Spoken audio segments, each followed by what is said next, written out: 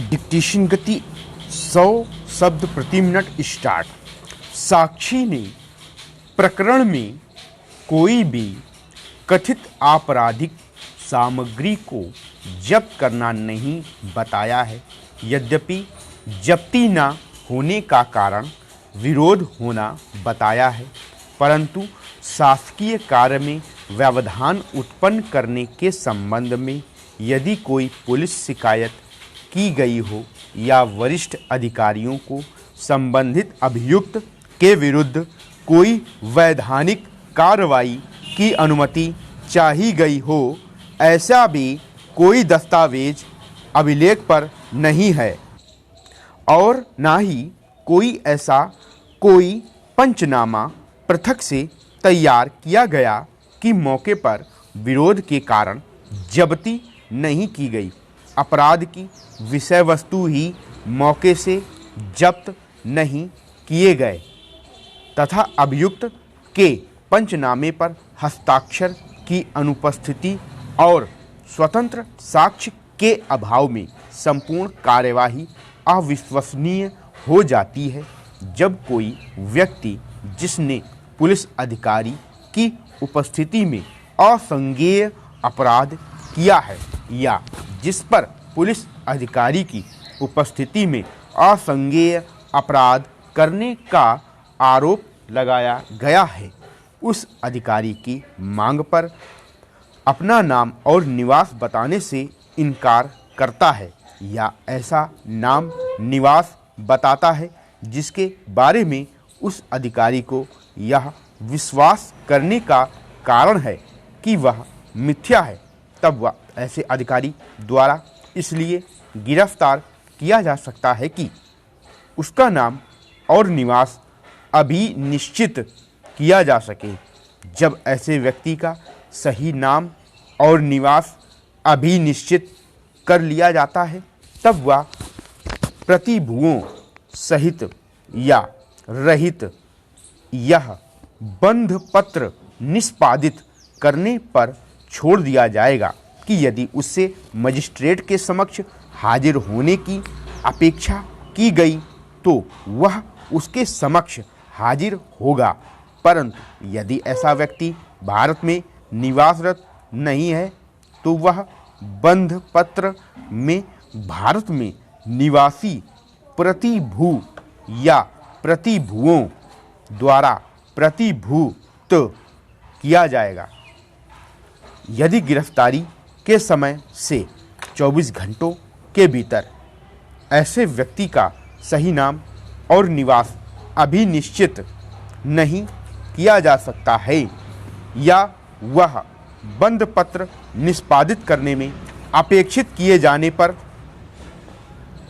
पर्याप्त प्रतिभू देने में असफल रहता है, तो वह अधिकारिता रखने वाले निकटतम मजिस्ट्रेट के पास तत्काल भेज दिया जाएगा। आरोपी के नाम पर परिवादी कंपनी द्वारा विद्युत कनेक्शन प्रदान किया गया था, जिसका उपयोग वर्तमान में अभियुक्त द्वारा किया जा रहा था। चूँकि उक्त सर्विस कनेक्शन पर माह जनवरी 2014 की स्थिति में विद्युत वितरण कंपनी की बकाया राशि रुपये 47,904 थी, जिसका मांग सूचना पत्र दिनांक 12 जनवरी 2014 को देकर बकाया बिल जमा करने को कहा गया, किंतु बकाया राशि जमा न होने के कारण दिनांक 5 फरवरी 2014 को विद्युत कनेक्शन विच्छेदित कर दिया गया, जिसकी विधिवत सूचना उपभोक्ता को दी गई। इसके पश्चात 21 फरवरी 2014 को समय 11:25 पर परिवादी विभाग के कनिष्ठ यंत्री लाइन हेल्पर एवं सहायक लाइनमैन के साथ अभियुक्त के परिसर पर निरीक्षण करने पहुंचे तो पाया कि अभियुक्त पर पूर्व में बकाया राशि होने के कारण काटे गए कनेक्शन को पुनः जोड़कर विद्युत का अवैध उपभोग अभियुक्त द्वारा किया जा रहा है। मौके पर पंचनामा तैयार किया गया। मौके पर मौजूद अभियुक्त ने कार्रवाई के समर्थन में पंचनामा पर हस्ताक्षर करने से इनकार किया। इसके पश्चात दिनांक 26 मार्च 2014 को परिवाद पत्र अंतर्गत धारा 138 विद्युत अधिनियम प्रस्तुत किया गया। दंड प्रक्रिया संहिता की धारा 100 उपधारा 4 के तहत प्रावधान किया गया है कि किसी स्थल का निरीक्षण अपराध के संबंध में किया जाता है तो यह आवश्यक है कि वहाँ स्थानीय दो प्रतिष्ठित व्यक्तियों को उसका स्वतंत्र साक्षी बनाया जाए और यदि ऐसे व्यक्ति साक्षी बनने से इनकार करते हैं तो अन्य समीपस्थ स्थानीय व्यक्तियों को ऐसे निरीक्षण का साक्षी बनाया जाए। विधि का यह उद्देश्य है कि किसी भी व्यक्ति के अधिभोग के परिसर में यदि निरीक्षण किया जाए तो इस बाबत स्वतंत्र साक्षियों की उपस्थिति में कार्रवाई की ऋजुता और निष्पक्षता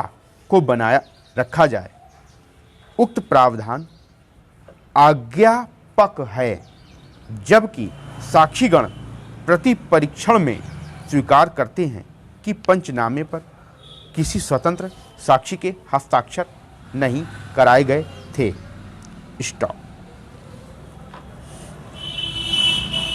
अगर आप हमारे पेड ग्रुप से जुड़ना चाहते हैं तो आप नीचे दिए गए टेलीग्राम नंबर पर संपर्क कर सकते हैं।